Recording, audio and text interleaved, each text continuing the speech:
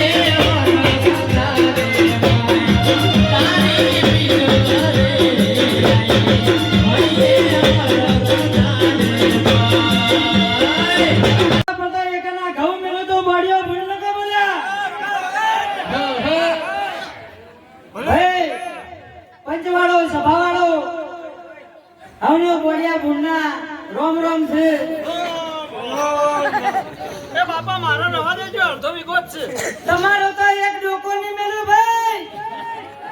લે ખાયું.